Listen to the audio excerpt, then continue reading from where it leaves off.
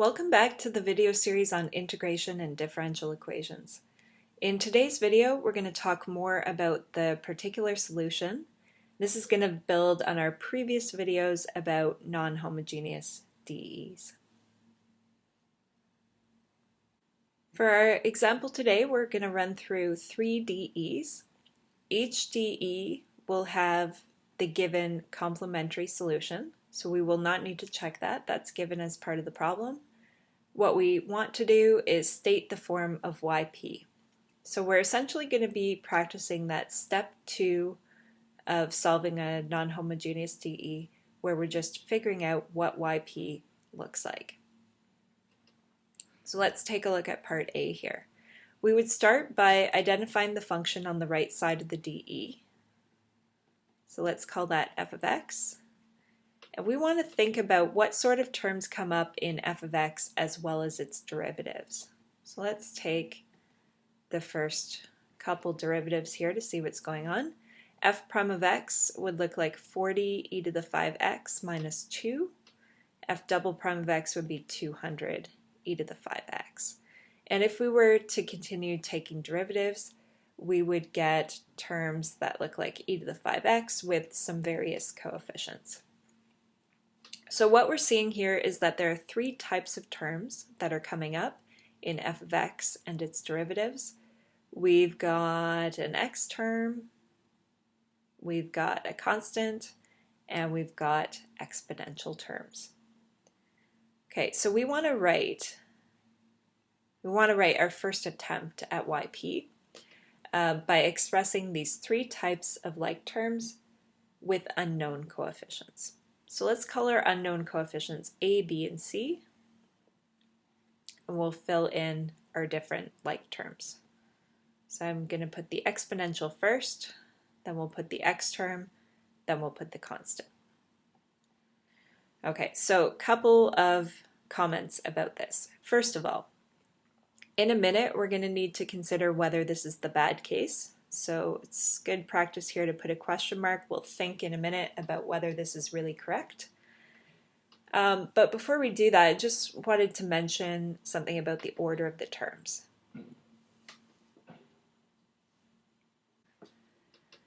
So this is something you may have been wondering about when we did our other examples of non-homogeneous DEs. It's totally fine here to write your terms in a different order. So if you decided that you wanted to deal with the x term first and then the constant and then do the exponentials at the end, that is totally fine.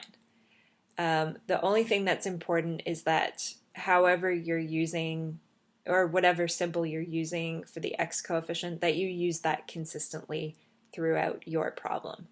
And as long as you use these consistently throughout the problem, then you will get the correct answer. So totally fine to have your terms in a different order.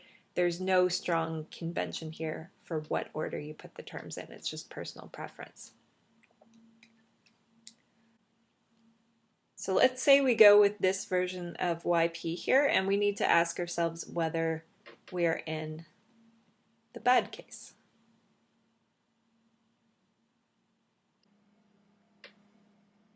So the bad case is when a term appears in both YC and YP. So we're asking ourselves, are there any terms that are appearing in both of these expressions? All right, so let's look back at YC.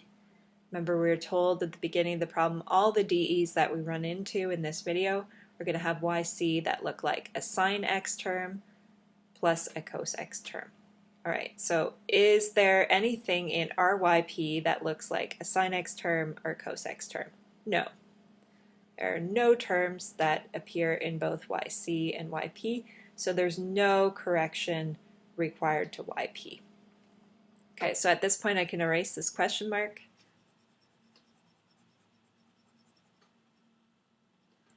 And this is the correct YP to use for this problem. So I'll just put a check mark there, done. Part B, now we're working with a different function, f of x. F of x is 3 cos 4x. And let's imagine what happens if we take some derivatives of this function. So f prime of x would be negative 12 sine 4x f double prime of x would be negative 48 cos 4x, and we could continue taking derivatives here. As we did that, we would get just cos 4x and sine 4x terms with some various coefficients. So our first attempt at writing down yp, we would say a cos 4x plus b sine 4x. So notice that we've represented the two different types of like terms that come up, the cos 4x and the sine 4x terms. We have used unknown coefficients, a and b. And just to reference our previous discussion, if you wanted to write these terms in the other order, so if you wanted to write a sine 4x plus b cos 4x, that's totally fine as well, as long as you stick with that convention throughout your problem. All right, so now we need to ask ourselves, could this be the bad case? We always need to check, right? So we're not sure at this point that this is our final answer. So let's put the question mark there and let's ask the question, is this the bad case? Well, we need to check whether there's any duplication between yc, which was back here, and yp. So are there any like terms that appear in both cases? The answer is no, not the bad case.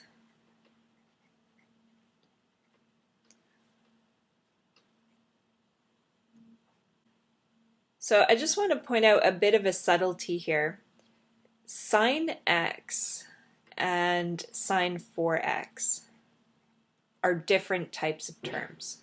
They're not like terms. You can't add them together. So we've got no repeats here between yc and yp. We've got four different types of terms. Similarly, cos x and cos 4x are not like terms. So four different types of terms appearing, no repeats happening. So again, we can erase this question mark. I'll put a box around that. I'll put a check mark beside that and say, yes, that's our final version of yp. There was no adjustment required because it was not the bad case. Third and final part here, let's take our function on the right side of the dE and we'll call that f of x as usual. And let's think about what sorts of terms come up when we differentiate our f of x. So our first derivative, the derivative of 7 is 0, and then derivative of the sine term is going to be minus 3 cos x. Second derivative, positive 3 sine x. And if we were to continue taking derivatives, we would just get sine x and cos x terms with some various coefficients. Okay, so I'm seeing three different types of like terms that come up here. We've got a constant, we've got the sine x terms, and we've got the cos x terms. So let's go ahead and write down our first attempt at yp. Using unknown coefficients, we could say a plus b sine x plus c cos x. So we've represented our three different types of like terms. We've used these unknown coefficients, a, b, and c.